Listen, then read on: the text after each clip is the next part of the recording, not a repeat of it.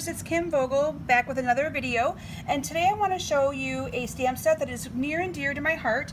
It is called the Heartland Stampset, and this stamp set, it reminds me of my childhood. I grew up on a small dairy farm, and it brings back so many memories just seeing the farm and the tractor, and so I wanted to showcase this stamp set for you.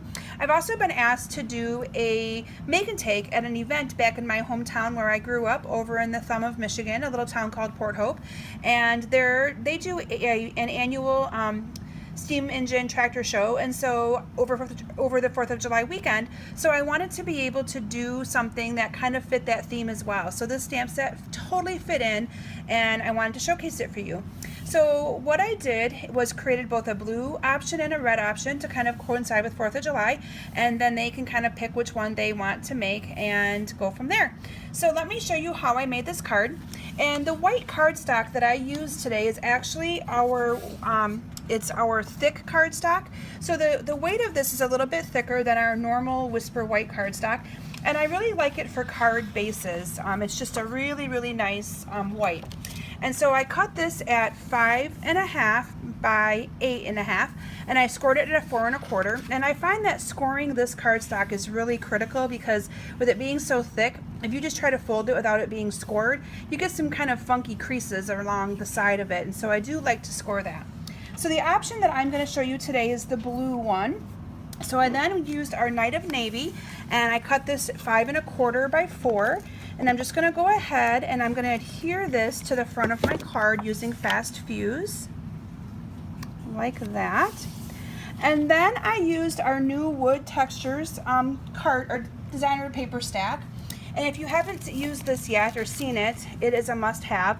So it comes in a pack. It's $10 for 48 sheets, and you get all these awesome wood grain patterns, even some white like bark in there. And it's very versatile for many projects and many masculine looking cards. I absolutely love it. So if you don't have it yet, it's a must-have to add to your collection. And what I did is I used a piece of that, and so I'm going to give them the option. I'm going to cut all of them, and they're going to be able to pick the piece of wood looking paper that they want. But I did cut that to 5 by 3 3/4, and I didn't cut this in advance because I want to show you that the paper kind of has some wood grain into it. So you could cut it with the grain or against the grain, and so I'm choosing to cut it with the grain so it looks like it's a piece of board. So that means this has to be my my short side so that it can be longer going this way. So I'm going to be cutting it at 3 3/4 here, and then I'm going to be cutting it at 5 here. So sometimes you have to pay close attention to your paper cuts so that you can get the look that you want. Then I'm going to go ahead and adhere that down to my card. This is a really quick and simple card, very simple, easy duplicatable. And sometimes it's just hard to find a good masculine card, and this totally fits the bill for any kind of masculine card. You could always change up the stamp set if you didn't want to use the Heartland that I'm using today. I use something else in it instead. So then I used the tractor, and I'm going to go ahead and stamp that. And I used Early Espresso, so let me bring in my Early Espresso ink here, and my tractor. And I inked that up good, and I stamped it onto a piece of Whisper white scrap paper that I had. Look how cool and awesome that is. And then using our new 2 1/4 inch circle punch, I just punched this out, and it fits perfect in there. So I punched that out. Let me clean up here so I don't have a mess. And then using the circle framelits, I found a circle that was very close to a 2 1/4 to kind of be able to give me a little border on there, okay? And I know I've talked about the circle framelits a lot. They are a must-have to add to your collection as well. They're so versatile and can be used for so many different things. So there's my tractor. And then what I did is I put this onto the card using Stampin' Dimensionals. And I don't know about you guys, but I use up all of my scraps of my dimensionals. I cut around the edges and I use them. So if you don't use them, you throw them away, send them my way because I use them.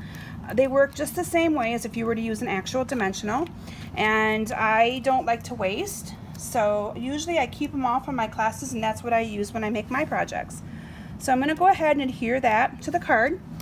And then I cut a piece of 1 inch by 3 inch piece of Whisper white, And that is what I'm going to stamp my sentiment in. And the sentiment that comes with the Heartland stamp set says, just a note to let you know I'm thinking of you. So that is what I'm going to use.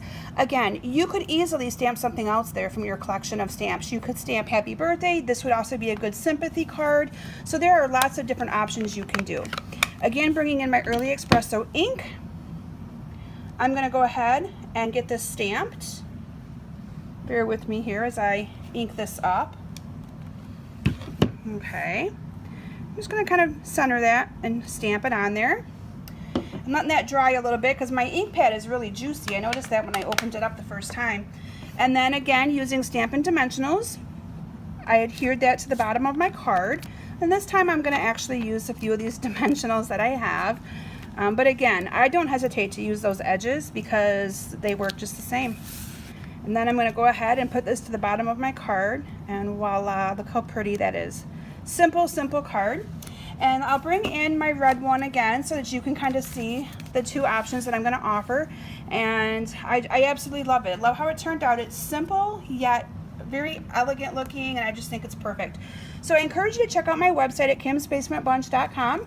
I always post a blog post with every one of my videos, and I provide additional information.